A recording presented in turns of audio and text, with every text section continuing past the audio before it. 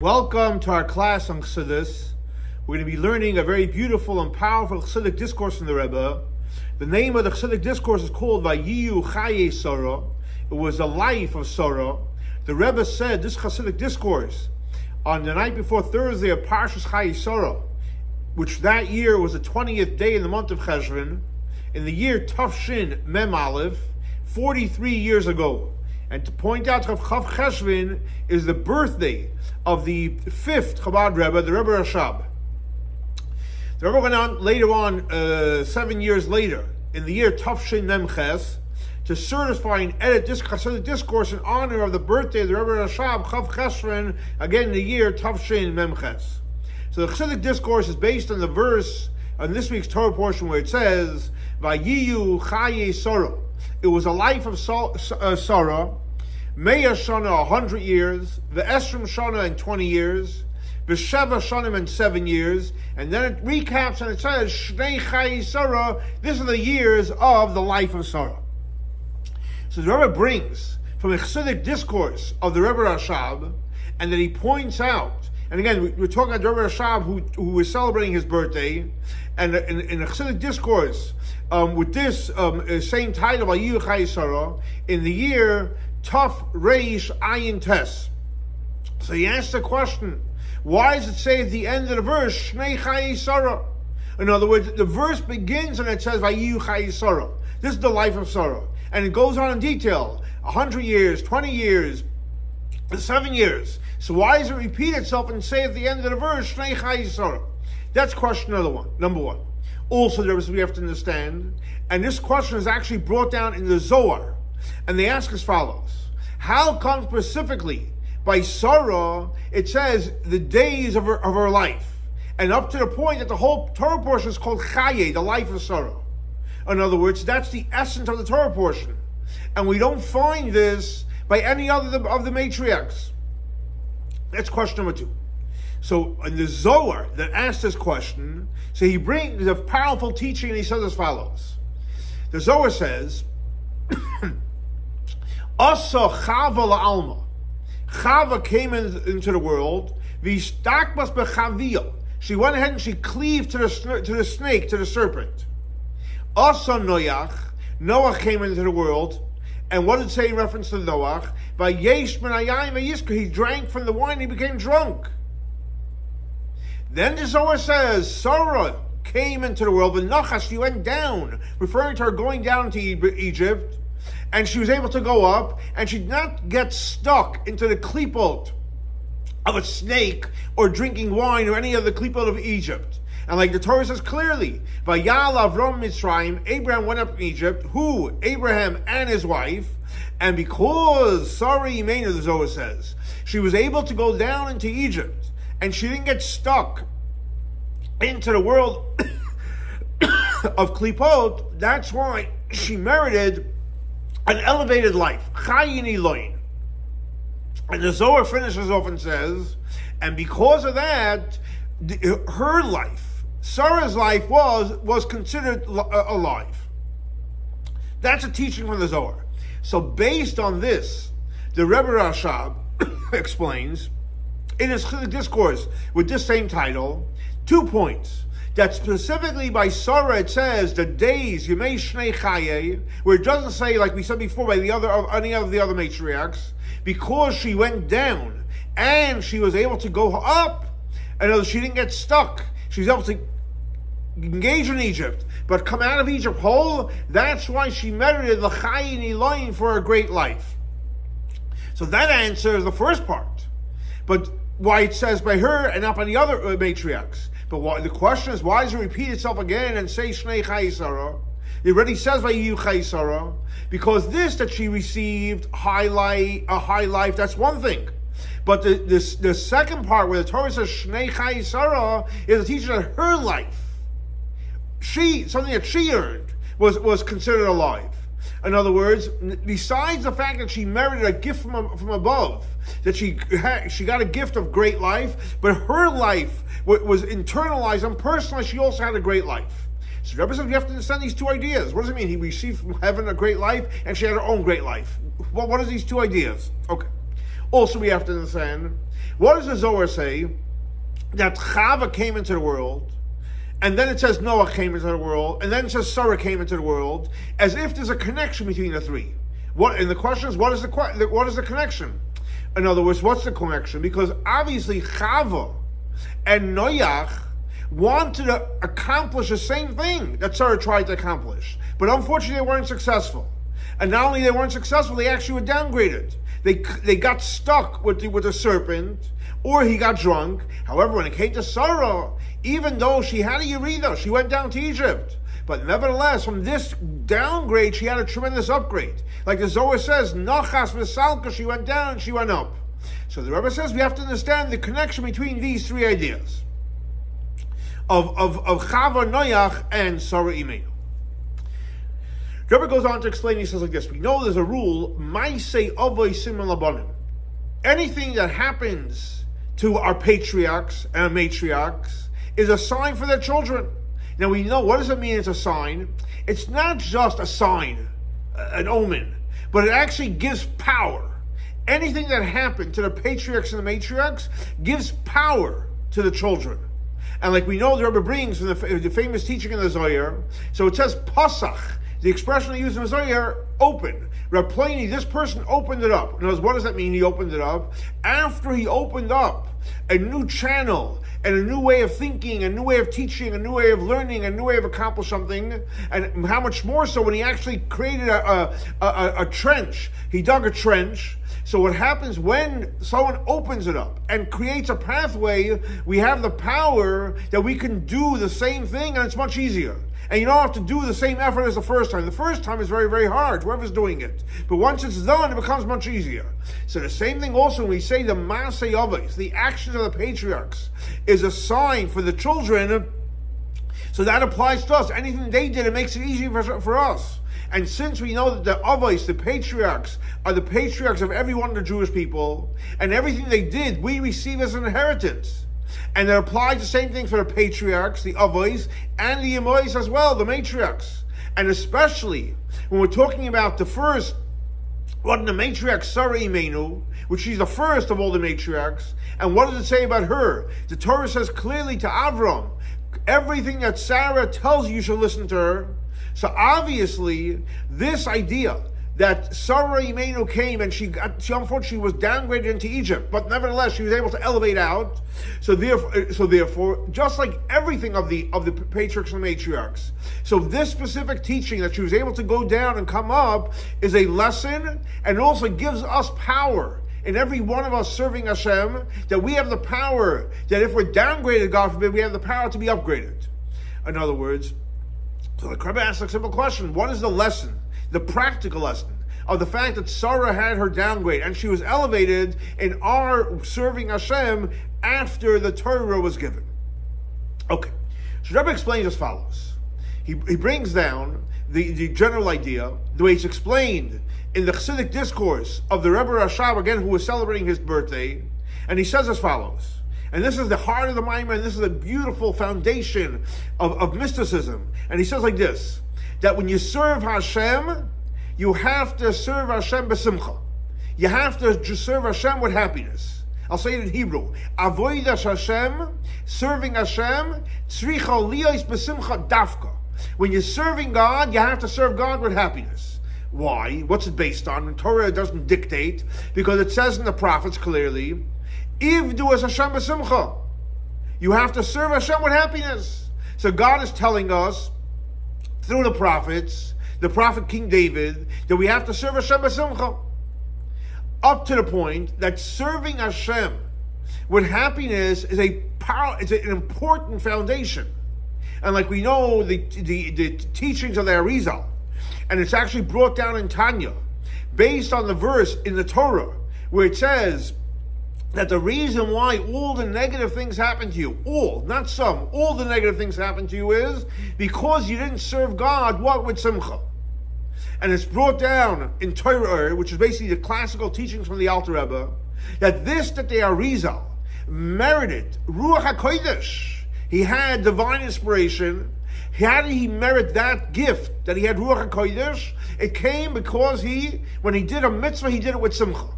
You can do a mitzvah. There's 248 positive, 365 negative, total 613. But he did them with simcha. He did them with happiness. And since, obviously, it's a story in Torah, the oral part of the Torah, so it's obviously coming to teach us a lesson, and it's a lesson teaching every one of us, that when we serve Hashem, we have to serve Hashem b'simcha, with happiness. And when we serve Hashem b'simcha, that's when our serving Hashem becomes a complete service. And once we do our avodah complete, which means we do the mitzvah b'simcha, so what we do is we actually create the world. The world becomes complete. Why? Because we know the ultimate purpose why Hashem created the world. He created, it says Bereshis. Bereshis means for two beginnings for the Jewish people. And what does it mean he created for us? He created for us that we should do our spiritual work of making this, doing the mitzvahs and doing it with simcha. And as we know, because our whole existence is, why are we born? Why are we here? So we know it says clearly, Ani loy nivresi el l'shamas hashkaini. The only reason why we're here is to serve Hashem. In other words, when we do our avodah, we do our work, we actually create that the world becomes completed. So in other words, what comes out so far, that we're here to complete the process of creation by serving Hashem b'simcha. The Rebbe says, 1 second. Well, the fact is, it's brought down many places that the world was created complete. And especially as we know that one of the reasons why Hashem created the world is because Hashem wants to do good for the things He was creating. And the nature of good is to do good. So therefore, Hashem created a complete world. So what's our job to finish off? And the Rebbe explains beautifully, and he says like this. Yes, correct. This idea that Hashem wanted to do good for the creations that He created, that's one of the reasons that Hashem decided and chose that the creation should be for the Jewish people and for the Torah. Bereshis for two things, for the Jewish people and Torah. Why is that? Because when Hashem created the Jewish people and He gave us the Torah, through that He's able to give the ultimate, the complete good. When we do our job of learning Torah and learning b'simcha, we make the world complete. So, and what is it? What is a complete serving Hashem? It's specifically when you do it with simcha. And when we do it with simcha, we actually complete the world, which is done through our spiritual service. So, did Hashem create the world complete? Absolutely. But we can take it to the next level. So, in Hebrew, it's called shleimus avodah, the complete avodah. So, not only that the complete serving Hashem and doing it Hashem wants is only specific when you do it with simcha, but not only that, there goes a step further and he says that being happy when you're serving Hashem, whether it's learning, whether it's praying, or doing mitzvot, or anything that you're doing, that it's actually a prerequisite in serving Hashem. Because if you're lacking in the simcha, if you don't have the simcha when you're serving Hashem, unfortunately, it's brought down. There's punishment for it, like it says clearly in Torah, the verse we just quoted. Tachas, all the negative things that are happening, all the punishments come from because we did not serve Hashem with happiness. Why? Because what's our avodah? Our spiritual work is to bring down godliness into this world, and how does that happen? It happens through simcha. So what do we see clearly so far? That our job in this world is to serve Hashem, but key word, b'simcha. And we serve Hashem b'simcha, we become complete, and the world becomes complete. But nevertheless, even though the main thing is to serve God with simcha, we know there's another verse that says, Ivdu es Hashem, you should serve God b'yira. You have to be in awe of God. But nevertheless, it says, but if you look in the same verse, what does he continue on to say? V'gilu b'rada. You have to have gila, you have to have simcha. So even when you have yira, you still have to have simcha. Why is that? Because what happens is when a person's happy and it's a physical, egotistical happiness, you can come to unfortunately becoming an arrogant person. And when a person is arrogant, unfortunately, you can end up doing terrible things. So therefore, to make sure that the simcha doesn't become egotistical and doesn't affect our ego, that's why we have to, if there's Hashem b'yira, we have to serve Hashem with awe as well.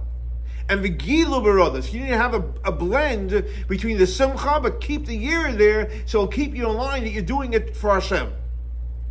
And when we do that, we'll have the real simcha. A simcha that's not egotistical. And it's what type of simcha is it? We're saying what it's not. What type of simcha is it? It's a simcha of bittul and a nova, from humility. And like the verse says in the prophets, "V'yosvu v'novim b'Hashem simcha," that who will gather to Hashem in simcha? Humble people. So what you need now, he's adding a new component. You want to have the ultimate simcha. Simcha is when you do it together with anava and bittul. So the ultimate, what's the Rebbe explaining here? So before we go further, so the Rebbe is introducing this powerful idea of mysticism, and hundreds and thousands of pages of mysticism is written about it, and this is one of the major foundations of mysticism. Our job is to be besimcha, but not God forbid, it should be an arrogant simcha. It should be a simcha that's based on what? On humility. So based on this, the Rebbe Rashab, who is celebrating his birthday, Chav Cheshvan, explains in that the Chassidic discourse, and this is what it means that Chava came into the world, and unfortunately she got stuck with the serpent, versus Sarah came into the world and she was able to elevate, because basically, what do they both want to accomplish? Chava wanted to have simcha, Chava wanted to have happiness. Sarah Imenu wanted to have happiness as well. And like it says clearly, in reference to Chava, what did she do? She went in, she squeezed some grapes, and that's what she gave him. And also by Noach, what does it say? He planted a vineyard and he drank from the wine. Now, wine is there to make you happy. And it says clearly, yayin, wine, which makes people happy, God and human beings. But nevertheless, what was the issue? By Chava, unfortunately, even though she wanted to be happy, she squeezed the grapes, but it was a happiness that was felt, means it was egotistical.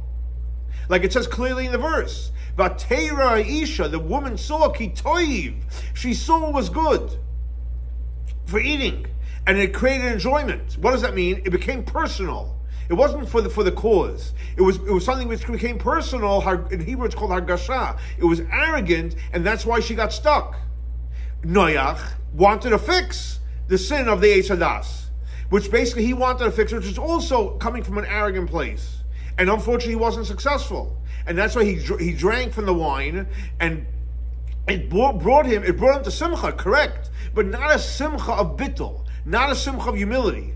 Unfortunately, it was a wine that made him happy, but he got drunk. Now, the Rebbe says, even though we know when someone gets drunk, you're not feeling. When someone gets drunk, they don't know what's going on with themselves. But the Rebbe explains, yes, correct. But that type of not feeling, it's not coming from a place of humility. It's coming from because your mind is confused and self enjoyment. So that's not the goal. So how do you fix the sin of the Eitz Hadas, which is all about arrogance and feeling self? Who came along and was able to fix it? Sarah Imenu. Like it's brought down in Kabbalah, and it says that Sarah fixed what Chava messed up. How did Sarah do it? Because Sarah in the Sfirot, she's a sphere of Malchus. The 10 Sfirot, she's the lowest sphere of Malchus. And matter of fact, that's why she's actually called Sarah. It comes from the word of Sarara, ruling, which is Malchus. But what's the real quality of Malchus? The quality of Malchus is bittul, humility. And because Sarah had that component of humility, so through her specifically, she was able to fix. In other words, she had, the ingredients are, this is the important thing, 2 ingredients. Simcha, on the level of bittul. Happiness, but coming not from an egotistical place, not from my happiness, but acceptance, whatever Hashem wants, and the Rebbe will soon give more clarity on what it means. So that's why the Zohar says Sarah came. She unfortunately was downgraded, and she elevated. What does that mean? She was downgraded because of the acceptance, the bittul of Malchus. Even when she went down, but nevertheless she was able to elevate. Why? Because of the acceptance of Malchus. Even when you go down, you're going down, but nevertheless when you're going down, why are you going down? You're going down to purposes to be elevated. In other words, the purpose why Malchus goes down is going to transform and elevate the holy sparks. So you're going down with a mission. She was going there with a mission. She was focused on the mission. So even though she went down into Egypt, she went for a mission to get elevated. And the same thing also applies when Avram and Sarah went down physically to the land of Egypt. They were there to elevate Egypt. And like it says clearly in Torah, Vayal Avram, so Avram went up, he went elevated from Egypt, him and his wife. So, and up to the point where they were, the Torah says they were heavy with cattle and silver and gold. And how did it happen? It happened all through Sarai Menu, Malchus. And like it says clearly in the Torah, Lahavram, all the things he was schlepping, all the gifts he had, Al Avram Heiti Ba'avura, all the good things he had was because of Sarah, because of her Malchus, because of her Bittul. And because she went with Bittul, Simcha with Bittul, she merited Chayin Eloyin, a great life. And up to the point, to the next level, not only is Chayin Eloim as a gift, but her life is good. That her life is also felt. Well, how can you do that? Because since Malchus is all about Bittul, and not only external acceptance, the essence of Malchus is acceptance. So therefore, even the part that's felt is also enmeshed with the idea of Bittul. What does that mean practically? That means like this. Even though Simcha is revealed, you're happy, you have a smile, you're excited about life, but nevertheless, you do it in a way of Bittul. And like, for example, there was an example, that even though they take a king is the king, he's elevated, he's happy, like it says, Oiz v'chedvim and koimoy, but it's not an arrogant happiness. And because it's coming from a place of Bittul, so therefore from this Simcha, a Simcha that has the ingredient of Bittul, besides the fact nothing negative is going to come out of it, like unfortunately what happened with Chava and Noach, but on the contrary, it brings you to the greatest places, up to the level of the way the happiness is going to be like when Mashiach comes. And like it's explained in the Chassidic discourse, again from the Rebbe Rashab who was celebrating his birthday, that what does it mean her life was happy? It's on almost like on the level of where it says in the prophets in reference to when Mashiach is going to come, it says v'nichya lefanav, we're going to live in front of him when it's going to be like Mashiach comes. And when is that going to happen? It's going to happen ultimately when Mashiach comes. Okay, just to recap before we go forward, what Rebbe is saying here is, so there's two components. One is serving God b'simcha, and the second component is what? Serving God b'simcha, but also with bittul. And that's why, based on that, he explains why Sarah was successful in the mission versus Chava and Noach unfortunately weren't. So Rabbi says he'd like to connect this with the verse that it says in the prophets, Oz Yimale Schayk Pinu, that in the future when Mashiach comes, we're going to have this great joy and happiness. What does that mean? When Mashiach comes, the simcha is going to be 100% complete. Up to the point that any type of simcha, any type of joy and happiness that we have now, even if it's very, very, it's amazing, with bittul, etc., as much as possible, you can't compare it to the joy and happiness that's going to be like Mashiach comes. Because then, Az Yimale Schayk Pino, it's going to be full, it's going to have the greatest level of simcha. In other words, even though, on one hand you say, the simcha, the joy that we're going to have when Mashiach comes, like as we know, the author explains in Tanya, everything in the future when Mashiach comes, it has to do with our spiritual work in this world. So our avoid of simcha now, and as when we're happy now, that's going to cause to have the great happiness in the future. But nevertheless, the reward that we're going to have in the future, Az Yimale Schayk Pino, you can't compare it to the happiness of now, and it's even higher in the level of a reward. So based on this, Rebbe explains that's why a powerful insight that the son of Sarah Imenu, that we know that Sarah prayed for her son, and she actually prayed more than Avram Avinu. So what's Sarah Imenu's son's name? Her son's name is called Yitzchok. Why did she call him Yitzchok? Because the verse says clearly, Tzchok asar li Elokim, God caused me to laugh. So, why? Because Sarah, her life, Sarah is like she's on the level of v'nichya lefanav of the way it's going to be in the future when Mashiach comes. And that's why Sarah Imenu, her son, was called Yitzchok. What is Yitzchok? What is the essence of Yitzchok? What is his DNA? What is his spiritual DNA? The spiritual DNA of Yitzchok is tzchok v'simcha, laughter and happiness. Up to the point of a level of happiness and laughter on the level of what's going to be like Mashiach comes. And that's why when Mashiach comes, we're going to say specifically to Yitzchok, Yitzchok hi ata avinu, Yitzchok you're our father. Why? Because then we're going to have the real level of simcha. Now the Rebbe is going to go on to explain the idea of simcha when it's enmeshed and when it's together with the idea of bittul, humility and acceptance. Up to the point that even the simcha that's in a revealed state, it's also on a level of acceptance, of bittul. Why? Because the true simcha, where does simcha come from? Where does happiness come from? So the Rebbe explains powerful. Where does simcha come from? Simcha comes from humility. The source of real happiness comes from humility. And like the Rebbe brings a verse that says, "V'yasvu anavim b'Hashem simcha." Who's going to gather simcha? Anavim, humble people. So humility is the source. It's not that you're happy and you're also humble. The source of real happiness is humility. So the Rebbe explains, what's the connection of humility and simcha? Even though it's opposite. If you're humble, then there's no simcha. If you're simcha, then you're not humble. How do the two go together? So the Rebbe brings now very powerfully, he brings from the Alter Rebbe, in a Chassidic discourse, which is called the Yasru Anavim B'Hashem Simcha. So he brings from the Alter Rebbe. Also, he says in many rabbinical Chabad rabbis, Chassidic discourses after the Alter Rebbe, and also including the Chassidic discourse of the Rebbe Rashab. So he's bringing down from a full chain of Chabad rabbis that explain the idea of humility with Simcha, and explain like this. What does it mean when somebody's humble? So humble doesn't mean that he got to make some mistake and he says, I'm a nobody. He doesn't realize his qualities.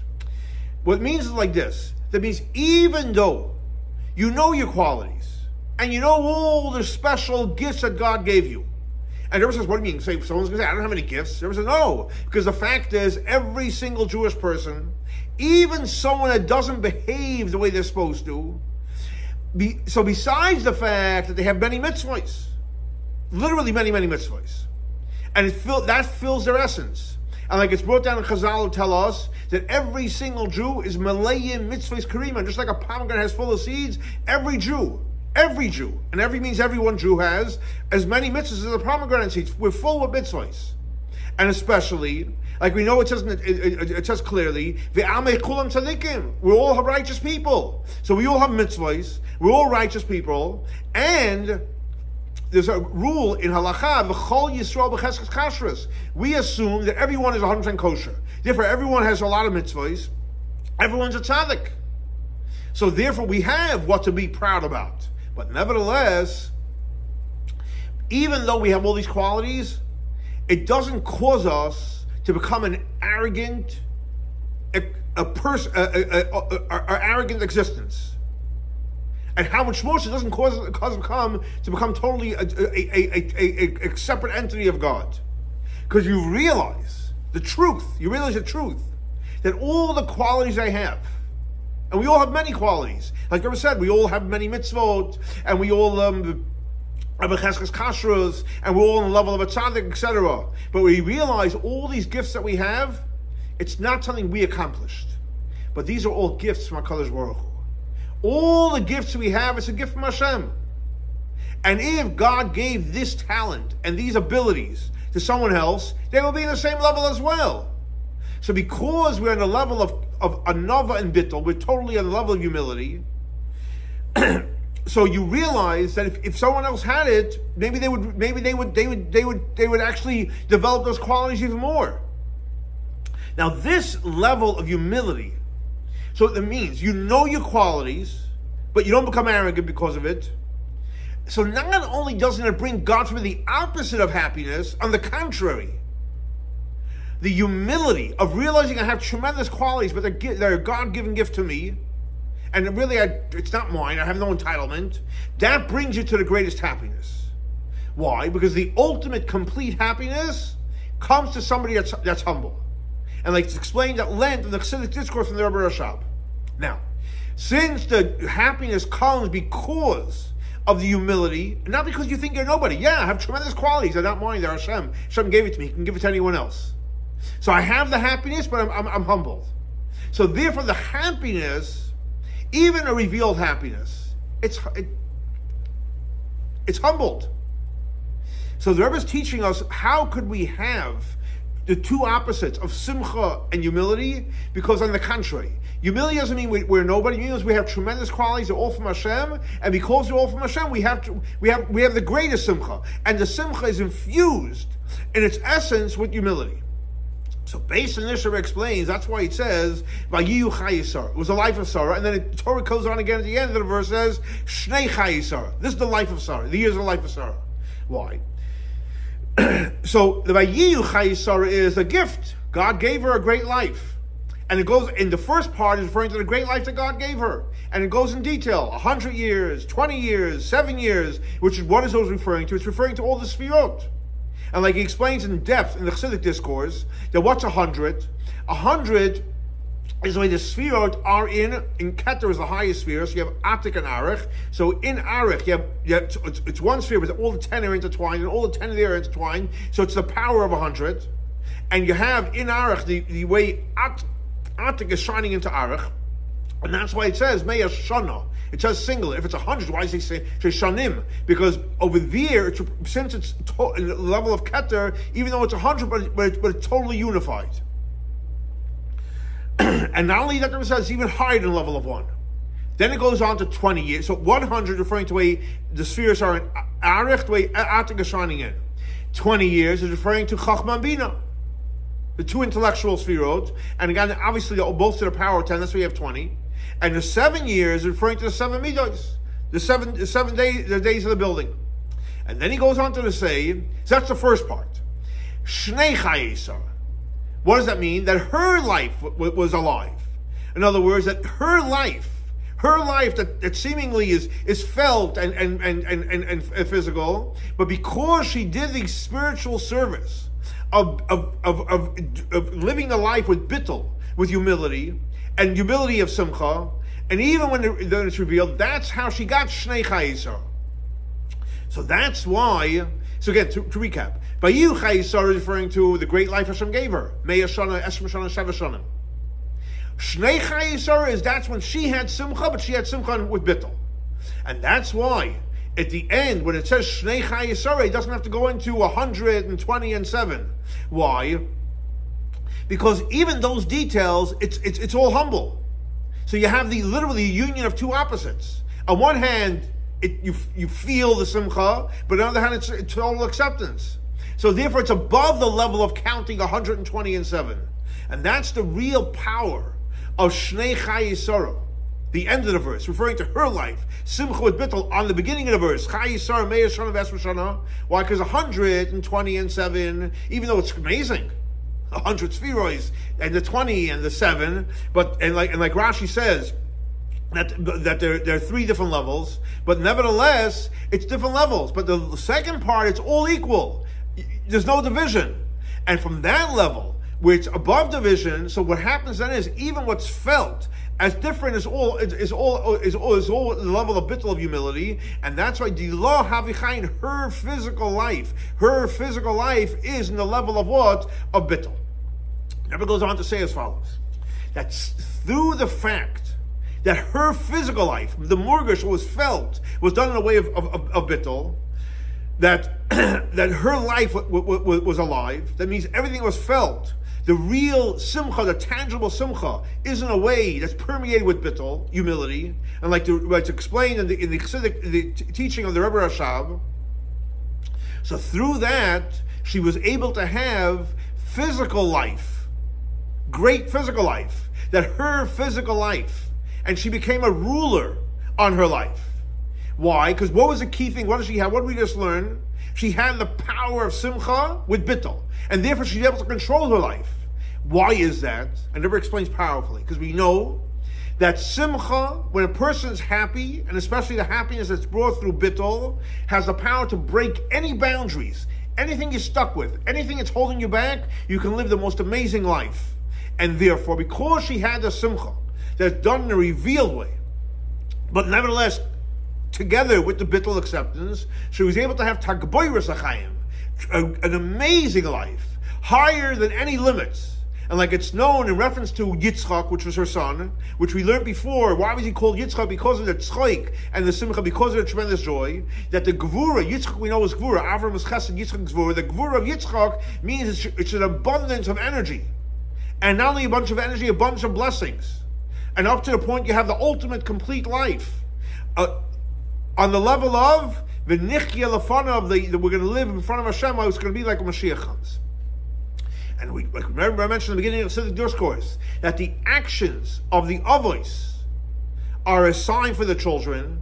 What does that mean? That the spiritual work of Sarah is a lesson and gives power to every Jewish person, up to the point that every single one of us, like we know that everything from the patriarchs and the matriarchs we have as an inheritance, that we have the power and the ability to serve God with joy, with happiness, in a revealed way.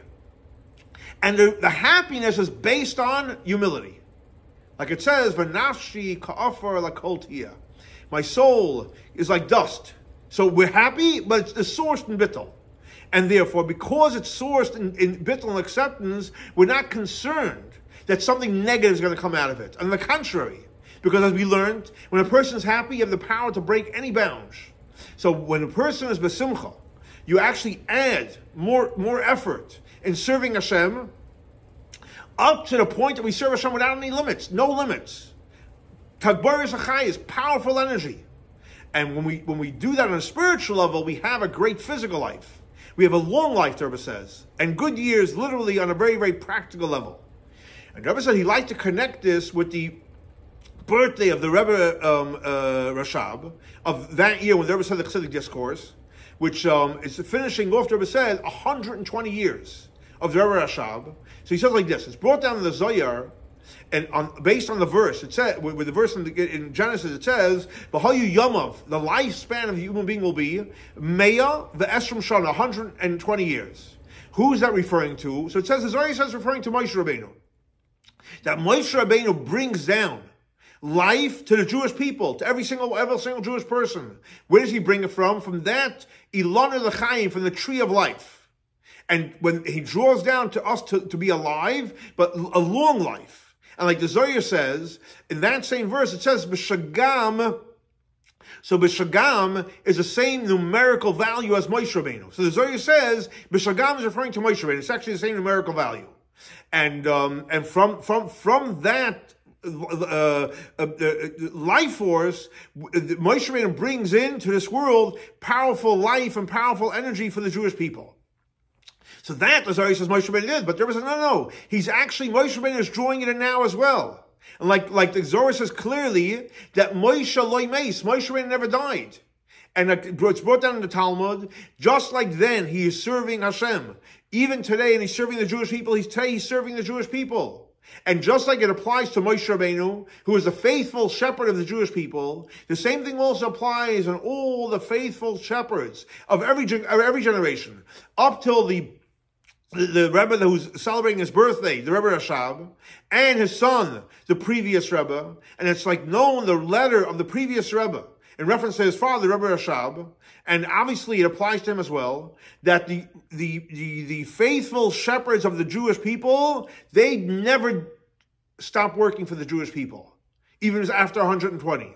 And like it's brought down, like we mentioned before, that Moshe Rabbeinu, just like when he was alive, he took care of the Jewish people, now he's also taking care of the Jewish people. That means even now, the Rebbe Rashab, who's celebrating his birthday, and how much more so referring to his son, the previous Rebbe, he's up there in heaven, and he's talking positive about every one of the Jewish people, and he's drawing down blessings of success and salvation. Up to the point he's bringing in from the Ilana L'chai, he's bringing in from the tree of life. And he's bringing literally a long life for every single one of the Jewish people. Now, just like in reference to Sarah Imenu, it says, the law having chayin, her life was alive.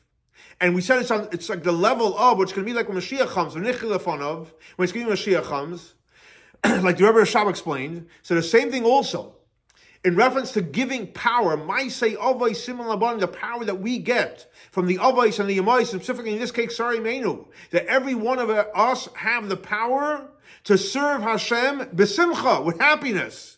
And when we serve Hashem with simcha, we will merit, very, very soon, the Rebbe says, to fulfill the promise, where it says, B'yoyim hashlishi, Yikimenu v'nichim lefanav, on the third day, he's going to stand up, we're going to live. And what does that mean? What is that referring to? So the Rebbe explains, he says, it's brought down the Kutz Torah from the Alter Rebbe, and a Chassidic discourse called Yechayimenu Miyamayim, B'yoyim hashlishi, and the third day we're going to live. So he explains over there as follows.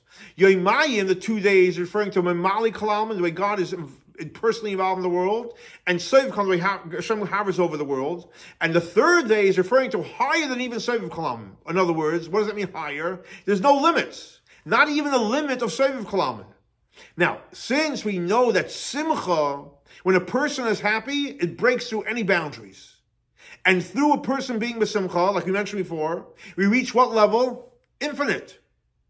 Therefore, when a person is happy, when you're serving Hashem, that's an appropriate and proper preparation and a vessel for all the revelations it's going to be when B'yom HaShlish on the third day, where the verse says we're going to be live in front of Hashem. What level is that going to be? And a level of higher than even Soviv Kalalman.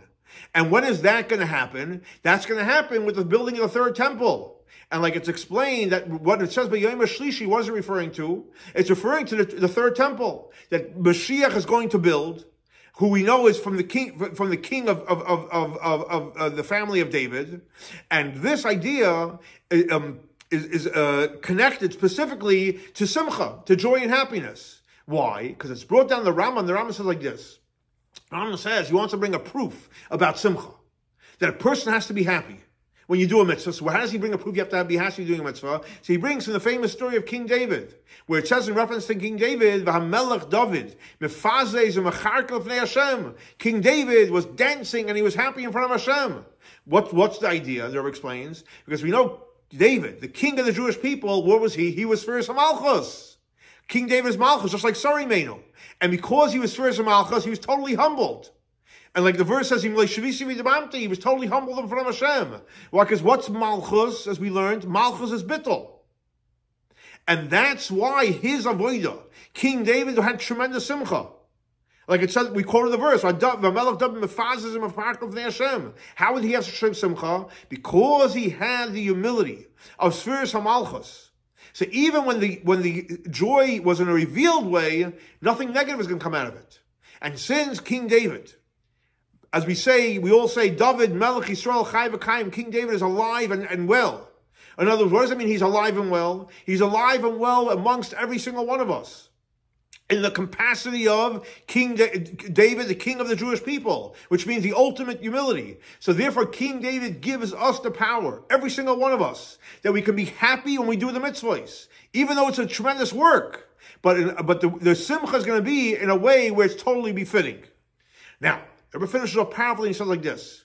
When we are besimcha, when we're doing the mitzvahs of Hashem, also, when we're besimcha, when we're happy, when we feel what it says, v'chol masechi shein shemayim, means everything that we do should be for Hashem. Therefore, everything we should do should be besimcha. Or it says, v'chol drachecha de'eyu, everything we all our ways we have to know Hashem. So therefore, anything we're doing, we have to know Hashem. And therefore, anything we do, we have to be simcha. So where we're simcha, when we do a mitzvah, and everything we're doing, we're going to go ahead and we're going to break down the walls and the limitations of exile. And what's going to happen is Mashiach is going to come, who's King David, the king of the Jewish people, together with Moshe Rabbeinu, who's the faithful shepherd. Because the fact that he's the first redeemer and he's the last redeemer. And also all the faithful shepherds of every single generation, up to the faithful shepherd of our generation, which is the previous Rebbe, the leader of our generation. And very, very soon the Rebbe says, it's going to fulfill the promise. Hakitzu v'ranenu v'shoichnei afar. All the people that are dead are going to be resurrected, but they're going to resurrected v'ranenu. They're going to sing. They're going to have simcha. And together with them, we're going to go to greet the face of Mashiach Tzidkenu. V'simchas oilam al roisham. We're going to have the everlasting simcha. And when is that going to happen? It's going to happen, the Rebbe says, b'meheira v'yameinu mamash. Very, very soon in our days, literally. So here you have a very, very, very powerful Chassidic discourse and a really practical Chassidic discourse, something that we all need right now, which is tremendous simcha. Let's hope, like the Rebbe finishes off and says, we'll have real simcha and we'll go and greet Mashiach Tzidkenu and we'll be in Yerushalayim Ir HaKodesh. And next week's class will be in Yerushalayim Ir HaKodesh. Have a great and blessed week. Shavua Tov.